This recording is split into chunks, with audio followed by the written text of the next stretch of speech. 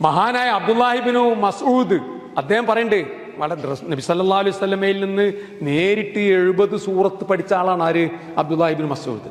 അദ്ദേഹം പറയുന്നുണ്ട്, കുന്നാ സഅബുൻ അലൈനാ ഹിഫ്ദു അൽഫാലിൽ ഖുർആൻ വസഹലുൻ അലൈനാ അൽ അമലു ബിഹി.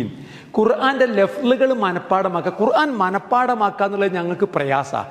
പക്ഷേ ഖുർആന്റെ അർത്ഥം, ഖുർആൻ അനുസരിച്ച് ജീവിക്കുക എന്നുള്ളത് ഞങ്ങൾക്ക് വളരെ എളുപ്പമായിരുന്നു.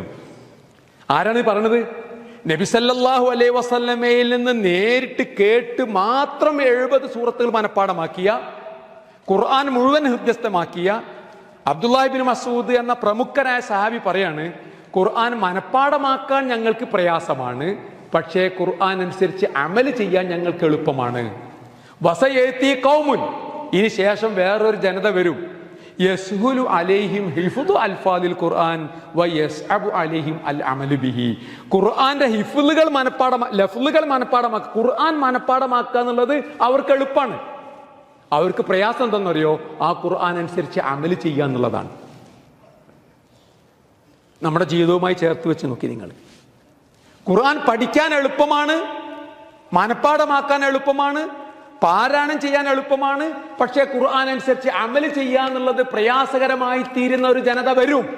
നമുക്കാണെങ്കിലോ ഖുർആൻ അനുസരിച്ച് അമല് ചെയ്യാൻ വളരെ എളുപ്പമാണ്. ഖുർആൻ പാരായണം ചെയ്യലും മനപ്പാടമാക്കലുമാണ് നമുക്ക് പ്രയാസം എന്ന് ആരാ പറയുന്നത്? ഖുർആൻ മുഴുവൻ മനപ്പാടമാക്കിയ അബ്ദുല്ലാഹിബ്നു മസ്ഊദ്.